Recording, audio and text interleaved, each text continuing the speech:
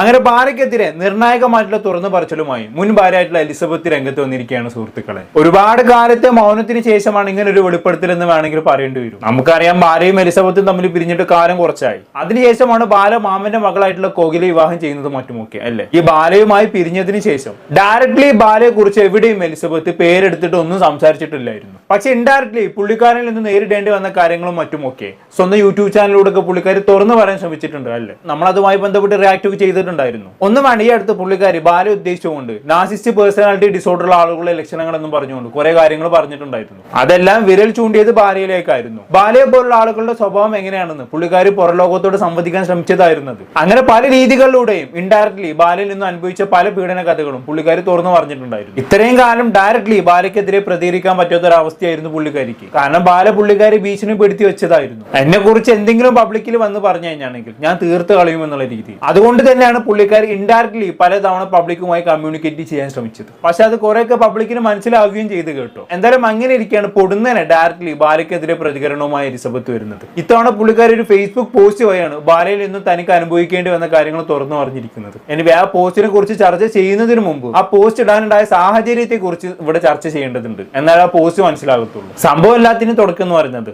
ബാലയും പുതിയ ഭാര്യയായിട്ടുള്ള കോകിലയും തമ്മിൽ ഒരു തമിഴ് ചാനലിൽ ഒരു ഇന്റർവ്യൂ കൊടുത്തിട്ടുണ്ടായിരുന്നു. ആ ഇന്റർവ്യൂവിൽ എലിസബത്തിനെ വളരെ മോശമാക്കിക്കൊണ്ട് ബാല ഒരു സ്റ്റേറ്റ്മെന്റ് നടത്തി.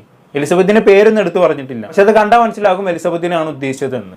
നമുക്ക് എന്തായാലും ആ സ്റ്റേറ്റ്മെന്റ് ഒന്ന് കണ്ടോക്കാം. உண்மையை சொல்கிறேங்க. நான் போன வருஷம் ஆப்ரேஷனில் முடிஞ்சு ஒரு மெடிசன் எனக்கு தப்பாக கொடுத்துட்டாங்க.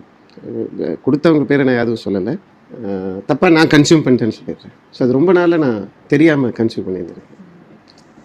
ஸோ அப்பயும் கடவுள் திருப்பி എന്നെ കാപ്പാത്തുക. സംഭവം മനസ്സിലായോ? പുള്ളിക്കാരൻ എടുക്കുന്ന കറണ്ട് ഓപ്പറേഷൻ ആയിട്ട് കുറച്ചു കാലം കിടപ്പിലായിരുന്നല്ലോ. അപ്പൊ ആ സമയത്ത് കൂടെ ഉണ്ടായിരുന്നത് എലിസബത്ത് ആയിരുന്നു. അപ്പൊ എലിസബത്ത് ആ സമയത്ത് മനഃപൂർവ്വം തന്നെ ഇല്ലാതാക്കാൻ വേണ്ടി തനിക്ക് മരുന്ന് മാറി നൽകി എന്നുള്ളതാണ് പുള്ളിക്കാരൻ ആരോപിക്കുന്നത്. ഒരുപാട് കാലം എലിസബത്ത് അങ്ങനെ മരുന്ന് മാറി നൽകിയിട്ടുണ്ടായിരുന്നു എന്നൊക്കെ പുള്ളിക്കാരൻ പറഞ്ഞു വെക്കുന്നുണ്ട്. നിങ്ങളോട് മനസ്സിലാക്കേണ്ട കാര്യം എലിസബത്ത് എന്ന് പറയുന്ന ഒരു ഡോക്ടറാണ്. പുള്ളിക്കാരനെ ബാധിച്ച അസുഖം എന്ന് പറയുന്നത് കരൾ സംബന്ധമായിട്ടുള്ള അസുഖമാണ്. ഈ കരൾ സംബന്ധമായിട്ടുള്ള അസുഖങ്ങൾക്കൊക്കെ നൽകുന്ന മെഡിസിൻ എന്ന് പറയുന്നത് ഹൈഡോസ് മെഡിസിൻ ആയിരിക്കും. ആ മരുന്നൊക്കെ മാറി നൽകാന്ന് പറഞ്ഞാണെങ്കിൽ ഞാൻ പറയണ്ടല്ലോ, സ്പോട്ടിലാണ് തട്ടിപ്പോകും. ഇത്രയും കാലം ജീവിച്ചിരിക്കുക പോലും ചെയ്യില്ല. ഒരു ഡോക്ടറായിട്ടുള്ള എലിസബത്തിന് എന്തായാലും ഇതിനെ കുറിച്ച് ഒരു അറിവുണ്ടാവല്ലോ. അത് അറിഞ്ഞുകൊണ്ട് തന്നെ എലിസബത്ത് അങ്ങനെ ചെയ്തു എന്ന് പറഞ്ഞു കഴിഞ്ഞാണെങ്കിൽ എന്താ ഞാനിതിനൊക്കെ പറയാം. പുള്ളിക്കാരനെ എലിസബത്തിനെ കുറിച്ച് മോശമാക്കി സംസാരിക്കണം. അതിനുവേണ്ടി ഇങ്ങനെ പറയാൻ ഓരോന്ന്. പണ്ട് അമൃതനെ കുറിച്ചും ഇത് തന്നെയായിരുന്നല്ലോ ചെയ്തുകൊണ്ടിരുന്നത്. എല്ലാ ഇന്റർവ്യൂവിലും പോയിരുന്ന അമൃതനെ ഇങ്ങനെ കുറ്റം പറയാം. ഇപ്പൊ പിന്നെ അമൃതനെ കുറ്റം പറയാൻ പറ്റുന്നില്ലല്ലോ. അമൃതയും മോളും കൂടെ നല്ല പണി കൊടുത്തല്ലോ. അപ്പൊ ഇനി എലിസബത്തിനെ കുറിച്ച് രണ്ടെണ്ണം പറയാം. ഇനി നോക്കിക്കോ, ഇനി വരാൻ പോകുന്ന പുള്ളിക്കാരൻ ഒരുവിധം എല്ലാ ഇന്റർവ്യൂവിലും പോയിരുന്നിട്ട് എലിസബത്തിന് നല്ല കുറ്റം പറിച്ചിട്ടായിരിക്കും. പുള്ളിക്കാരന്റെ മുൻ ഭാര്യമാരിൽപ്പെട്ട ഏതെങ്കിലും പെണ്ണിനെ കുറിച്ച് എപ്പോഴും കുറ്റം പറഞ്ഞുകൊണ്ടേ ഇരിക്കണം. അതൊരു ശീലമായി പോയി എന്ന് തോന്നുന്നു. എന്തായാലും ഇനിയിപ്പൊ അമൃതനെ പിടിച്ച് കൊട്ടില്ലല്ലോ. അതാലോചിച്ചിട്ട് അമൃതക്ക് ആശ്വസിക്കാം. ഇനി അടുത്തരാന്ന് പറയുന്ന എലിസബത്താണ്. ഇനി എലിസബത്തിനെ കുറിച്ച് എന്തൊക്കെ പറയാൻ കിടക്കണില്ലേ. എന്തായാലും പുള്ളിക്കാരൻ പറയാനുള്ള ബാക്കി കൂടി കേട്ടോക്കാം. ஒரு 10 நாள் ஹாஸ்பிட்டலில் அட்மிட் ஆகிருக்கேன். அப்போ என் கூட இருக்கா அந்த டைமில் என்னை பார்த்துக்க வரேன். அந்த 10 டேஸுங்கிறது என் 2 கையிலையும் டியூப்ஸ் போகுது. இந்த 2 கை இப்படி தான் இருக்கும்.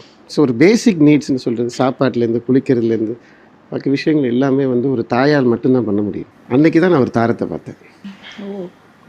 മനസ്സിൽ തോന്നി. എങ്ങനെയുണ്ട്? കോകിലിനെ കുറിച്ചാണ് പറഞ്ഞത്. അതായത് ഞാൻ വയ്യാതെ കിടന്ന സമയത്ത് അവൾ ഇടയ്ക്കിടെ ഹോസ്പിറ്റലിൽ വരുമായിരുന്നു. എനിക്ക് വേണ്ട കാര്യങ്ങളൊക്കെ ചെയ്തു തരുമായിരുന്നു. അങ്ങനെ എനിക്ക് അവളുടെ ഇഷ്ടം തോന്നിയാണെന്നുള്ളത്. ഇതിനൊക്കെ എന്താ ഞാൻ പറയാ. ആ സമയത്ത് ബാലയ്ക്ക് വേണ്ട കാര്യങ്ങളൊക്കെ ഓടി നടന്ന് ചെയ്തത് എലിസബത്ത് ആയിരുന്നു. നമ്മളെല്ലാരും അത് കണ്ടതാണ്. അറ്റ്ലീസ്റ്റ് ആ നന്നെങ്കിലും ഒന്ന് കാണിക്കടേ. ഇപ്പൊ അതൊക്കെ മാറി എല്ലാം ചെയ്തത് കോകിലാണെന്നാക്കി. ഇതിങ്ങനെ മാറിക്കൊണ്ടേയിരിക്കും. ഇനിയിപ്പോ നാളെ കോകിലിനെ ഡിവേഴ്സ് ചെയ്ത് വേറെ ഏതെങ്കിലും പെണ്ണിനെ കെട്ടുന്ന സമയത്ത് ബാല പറയാൻ പോകുന്നത് ഞാൻ ഹോസ്പിറ്റലിൽ കിടന്ന സമയത്ത് ആ പെണ്ണായിരുന്നു എന്നെ നോക്കിയതും മറ്റുമൊക്കെ, എലിസബത്തും കോകിലയും ഒക്കെ എന്നെ ചീറ്റ് ചെയ്യുകയായിരുന്നു എന്ന് അങ്ങനെ തന്നെ പറയും. പെണ്ണുങ്ങൾ ഇങ്ങനെ മാറിക്കൊണ്ടേയിരിക്കും കേട്ടോ. പക്ഷെ ബാല മാത്രം അവിടെ ഉണ്ടാവും. എന്ത് പറയാനാണ് ഇതിനൊക്കെ. എന്തായാലും ഈ ഇന്റർവ്യൂവിന് താഴെ ബാലയെ സപ്പോർട്ട് ചെയ്ത് കുറച്ച് കമന്റുകളൊക്കെ വന്നു കേട്ടോ. അത് നമുക്കറിയാലോ, ബാല നിയോഗിച്ച PR വർക്കുകളാണ്. ബാല ഇവിടെ എന്ത് സംസാരിക്കുകയാണെങ്കിലും ബാലയെ പൊക്കിക്കൊണ്ടും ബാലയുടെ മുൻ ഭാര്യമാരെ താഴ്ത്തിക്കൊണ്ടും കുറച്ച് കമന്റുകൾ വരും. അതൊരിക്കലും നിങ്ങൾ ജെന്യൂൻ ആണെന്ന് വിചാരിക്കരുത്. ഇതെല്ലാം ബാലന്റെ കളികളല്ലേ. അതേപോലുള്ള കമന്റുകൾ ഇവിടെയും വന്നു എന്നുള്ളതാണ്. പക്ഷെ അതിൽപ്പെട്ട ഒരു കമന്റ് എലിസബത്തിനെ വളരെ മോശമാക്കിക്കൊണ്ടുള്ള ഒരു കമന്റ് ആയിരുന്നു. ആ കമന്റ് ഇങ്ങനെയാണ്, ഞാൻ സൈഡ് കൊടുക്കാം. ഞാനൊരു കഥ ഉണ്ടാക്കുകയല്ല. മെഡിക്കൽ ഫീൽഡിൽ പഠിച്ച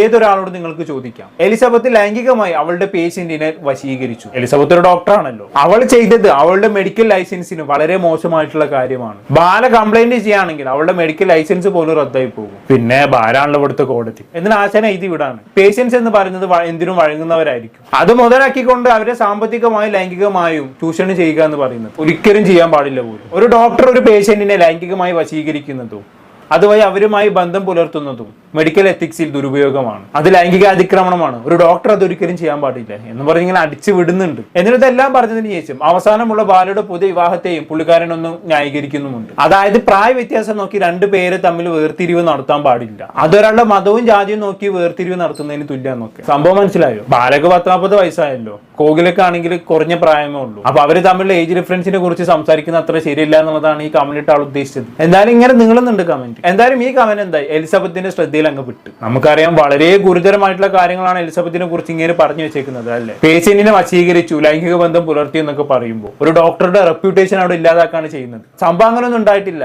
എങ്ങനെയെങ്കിലും എലിസബത്തിനെ മോശക്കാരിയാക്കണം, അതിന് ഭാര്യ നിയോഗിച്ച ചില കമന്റുകളാണ് ഇവരെല്ലാം. വായ തോന്നിയതെല്ലാം അങ്ങോട്ട് വിളിച്ചു പറയാണ്. പക്ഷെ എലിസബത്തിന്റെ ആസ്പെക്റ്റിൽ നോക്കുന്ന സമയത്ത് ഒരു ഡോക്ടർ എന്ന നിലയിൽ ഇങ്ങനെയൊക്കെ പറയുമ്പോൾ എങ്ങനെ നോക്കിയിരിക്കാൻ പറ്റും അല്ലെ. അങ്ങനെ പുള്ളിക്കാരി എന്താക്കി ഇതിന് നല്ലൊരു കിടിലം മറുപടി അങ്ങ് കൊടുത്തു. ആ മറുപടി ഞാൻ സൈഡിൽ കൊടുക്കാം. പുള്ളിക്കാരി പറയുന്നത് ഇതാണ്: ഇത്രയും തോന്നിയാസങ്ങൾ ഞാൻ ചെയ്തിട്ടുണ്ടെങ്കിൽ ഒരു കാര്യം ചെയ്യും, ഭാര്യയൊക്കെ കൊണ്ടുപോയി കേസ് കൊടുക്കട്ടെ, എന്റെ മെഡിക്കൽ ലൈസൻസ് റദ്ദാക്കട്ടെ. ഞാൻ അയാളെ പരിചയപ്പെട്ടത് FP-യിൽ വെച്ചാണ്. ഞാൻ കൂടെ ഉണ്ടാകുമ്പോൾ തന്നെ അയാൾ മറ്റുള്ള പെൺകുട്ടികൾക്ക് മെസ്സേജ് അയച്ചതിന്റെയും വോയിസ് റെക്കോർഡ് അയച്ചതിന്റെയും ഒക്കെ തെളിവുകൾ എന്റെ കയ്യിലുണ്ട്. പിന്നെ അയാൾ എങ്ങനെ പിന്നെ കല്യാണം കഴിച്ചു എന്നുള്ളത് എനിക്കറിയില്ല. അയാൾ എന്റെ കഴുത്തിൽ താലി അണിഞ്ഞതാണ്, ഒരുപാട് ആളുകളെ കല്യാണത്തിന് ക്ഷണിച്ചതാണ്. പോലീസുകാരുടെ മുന്നിൽ വെച്ചാണ് അയാളും ഞാനും തമ്മിലുള്ള കല്യാണം നടന്നത്. കല്യാണത്തിന് ശേഷം അയാളും അയാളുടെ അമ്മയും എന്നോട് പറഞ്ഞത് എന്താണെന്ന് വെച്ചാണെങ്കിൽ 41 വയസ്സിന് ശേഷം മാത്രമേ കല്യാണം രജിസ്റ്റർ ചെയ്യൂ എന്നുള്ളതാണ്. അതിന് കാരണമായി അവർ പറഞ്ഞത് ജാതകത്തിൽ അങ്ങനെയാണ് പറഞ്ഞത് പോലും, 41 ശേഷം മാത്രമേ കല്യാണം രജിസ്റ്റർ ചെയ്യാൻ പാടുള്ളൂ എന്ന്. അതും പറഞ്ഞുകൊണ്ട് കല്യാണം രജിസ്റ്റർ ചെയ്തില്ല. അതിനുശേഷം അയാൾ എന്നെ മാനസികമായും ശാരീരികമായും ഒരുപാട് പീഡിപ്പിച്ചു. ഇപ്പോഴും അയാളുടെ ഗുണ്ടകളെ പേടിച്ച് കഴിയേണ്ട അവസ്ഥയാണ് എനിക്കും എന്റെ കുടുംബത്തിനും. ഇതാണ് എലിസബത്ത് കൊടുത്ത റിപ്ലൈ എന്ന് പറയുന്നത്. എങ്ങനെയുണ്ട്? പിന്നെ സംസാരിച്ചത് ബാലയെ കുറിച്ച് ആയതുകൊണ്ട് തന്നെ പ്രത്യേകിച്ച് കേട്ടപ്പോൾ അത്ഭുതമൊന്നും തോന്നിയില്ല. കാരണം ബാലയെ കുറിച്ച് ഇതിനേക്കാളും ഗുരുതരമായിട്ടുള്ള കാര്യമാണ് ആദ്യ ഭാര്യയായിട്ടുള്ള അമൃത സുരേഷ് പറഞ്ഞത്. അതുകൊണ്ട് പ്രത്യേകിച്ച് അത്ഭുതമൊന്നും തോന്നിയിട്ടില്ല. പക്ഷെ ഗുണ്ടകളെ വെച്ചൊക്കെ ഇപ്പോഴും ഭീഷണിപ്പെടുത്തുന്നു എന്നൊക്കെ പറഞ്ഞു കഴിഞ്ഞാണെങ്കിൽ ഇയാളുടെ നാസിസ്റ്റ് മെന്റാലിറ്റിയുടെ ആ ഒരു ആഴം എത്രത്തോളം ഉണ്ട് നിങ്ങളൊന്ന് നോക്കി. ഇവര് തമ്മിൽ വേർപിരിഞ്ഞിട്ട് തന്നെ കാലം കുറയായി, എന്നിട്ട് ഇപ്പോഴും ഗുണ്ടകളെ വെച്ച് ഭീഷണിപ്പെടുത്തണമെന്നുണ്ടെങ്കിൽ അതാണ് അയാളുടെ വലയിൽ വീട് പോയി കഴിഞ്ഞാണെങ്കിൽ പെട്ട് മക്കളെ പിന്നെ ജീവിതം നോക്കണം, നശിച്ച് അങ്ങോട്ട് നാറാണത്തകൽ എടുത്തു. എന്ത് തന്നെയായാലും ഒരുപാട് കാലത്തെ മൗനത്തിന് ശേഷം ഇപ്പൊ എലിസബത്ത് പ്രചരിച്ച് കിട്ടിയ അല്ലേ. അത് പിന്നെ അങ്ങനെയാണല്ലോ, സഹിച്ച് നമുക്ക് സഹിക്കാൻ പറ്റാവുന്നതിലും അപ്പുറം എത്തുന്ന സമയത്ത് ഒരു ധൈര്യം വരാനുണ്ട്. ഇനി വരുന്നിടത്ത് വെച്ച് കാണാമെന്നുള്ള ഒരു ധൈര്യം, ആ ധൈര്യം നമുക്ക് എന്തും ചെയ്യാനുള്ള ഒരു ചങ്കൂറ്റം നൽകും. ഒരു പക്ഷേ ആ ചങ്കൂറ്റമാകാം എലിസബത്തിന് ഇങ്ങനെ ഒരു കമന്റ് ഇടാൻ പ്രേരിപ്പിച്ചത്. എന്തായാലും ഇത്രയും കാലം ഇയാളുടെ ഗുണ്ടകളെ പേടിച്ച് ജീവിച്ചില്ലേ, ഇനി അങ്ങോട്ട് പ്രതികരിക്കാമെന്ന് എലിസബത്ത് ചിന്തിച്ച് കാണണം. കഴിഞ്ഞില്ല കേട്ടോ. ഈ കമന്റ് പുള്ളിക്കാരി സ്ക്രീൻഷോട്ട് എടുത്ത് സ്വന്തം ഫേസ്ബുക്കിൽ പോസ്റ്റ് ചെയ്ത് അതിനൊരു ക്യാപ്ഷനും കൊടുത്തു. ആ ക്യാപ്ഷൻ ഞാൻ സൈഡിൽ കൊടുക്കാം. പുള്ളിക്കാരെ ക്യാപ്ഷനിൽ പറയുന്നത് ഇങ്ങനെയാണ്: എന്റെ മറുപടി കാണുക, പോലീസുമോ മറ്റാരെങ്കിലുമോ മാധ്യമങ്ങൾക്ക് മുന്നിൽ സംഭവിച്ച ഈ കാര്യങ്ങൾ കംപ്ലൈന്റ് ചെയ്യുമോ ഇല്ലയോ എന്നൊന്നും എനിക്കറിയില്ല. പക്ഷെ അയാൾ എന്നെ നല്ല രീതിയിൽ ഭീഷണിപ്പെടുത്തുന്നുണ്ട്. എന്റെ മുൻകാല കാര്യങ്ങളൊക്കെ പറയുമെന്ന് ഇയാൾ എന്നെ ഭീഷണിപ്പെടുത്തുന്നുണ്ട്. അയാൾ ഞങ്ങളുടെ ബെഡ്റൂം വീഡിയോ ലീക്ക് ചെയ്യും.